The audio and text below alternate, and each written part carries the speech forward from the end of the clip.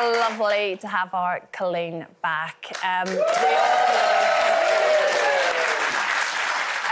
It's been a tough old few days. We all know that, and of course, the funeral was at the weekend. How are you all doing now? How are the family doing? It's difficult to say, isn't it? I mean, it's still so soon, isn't it? It's so soon. We're all doing great. You know, you have great moments, and then you have absolute meltdown moments, and they come out the blue. So there's no rhyme or reason, which I've always said about grief. You know, I do know that the one thing is that, you know, the funeral, as you can see there in her pink shiny coffin, was that which she picked out because she saw it on Instagram about 4 months ago. She went, if I die, that's the coffin I want. Oh, and we managed to get it for her. But yeah, so it was a beautiful day, if you can say that, for Linda. She'd have absolutely loved it, and the weather was beautiful, and more importantly, the turnout from the public. Right from when she passed away, you know, the public, you know, people we've never met before, you know, just sending the most amazing messages, cards, flowers to my whole family. And you probably think, oh, they don't even read it, but we've read as many as we can, and I can't tell you how much it means to us. And that really helped. And, of course, all of you guys. You know, it's just hard. Because there was a time where I thought, wait a minute. I thought, do I go back? You know, is it too soon? And then you have to, because life goes on. You know, Linda's had this for 20 years. And I think the one thing she would want to say is that she wouldn't want anybody that's still going through this horrendous disease to go, oh, well, I may as well give up because it got her in the end. Because actually it wasn't that got her in the end. She got the flu and pneumonia, which actually was, you know, what she went from. But she's just such a... she was a massive force in our family. And it feels like such a hole.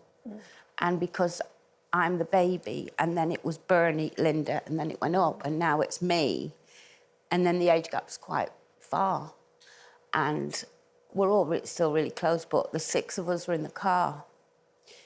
You know, my sisters and my 2 brothers, and my brother just went, and then there was 6. And it was just like... And then I'm looking at them, and I'm thinking, I can't do this anymore. But you have to. And I know if Linda was here, she'd definitely be on there. If I'd gone, she'd be like, I'm going back to work. So, you know, it's as anyone that's going through it or been through it, you know, it's never easy, but she's just a massive force, and we all loved her very much, and we're going to miss her. And but I have to go back, and I'm glad to be back. I feel like, well, I texted you all, didn't I? And I said I need to come back to my other sisters and my other family, because I did miss you all, so it's good. But yeah, the funeral, the public, everyone, thank you so much, because you've been absolutely incredible. Very much so. And like to say, Linda was a force, is the best way to describe it. She was feisty. And she was a force, and also talking about her cancer diagnosis and how she was living with cancer for 20 years, like you've just said there, and she resonated with so many other people as well, didn't she? And helped so many people. And I think we're all much more aware now of what cancer is. We're much more aware of what to look out for, and we're aware of what screenings can do and everything else. And she was just a tiny part of all of that, because it's so important. And today is World Cancer Day, of course. Which I didn't know till I got here, and I thought, of course it is, because it follows me round. Yes, it is World Cancer Day. And, you know, the whole thing for me with cancer is, we all know, it's great now that people are open about it and talk about it. But the main thing is, for me, is the awareness of it, that if you're worried, you know, about anything, just go, you know.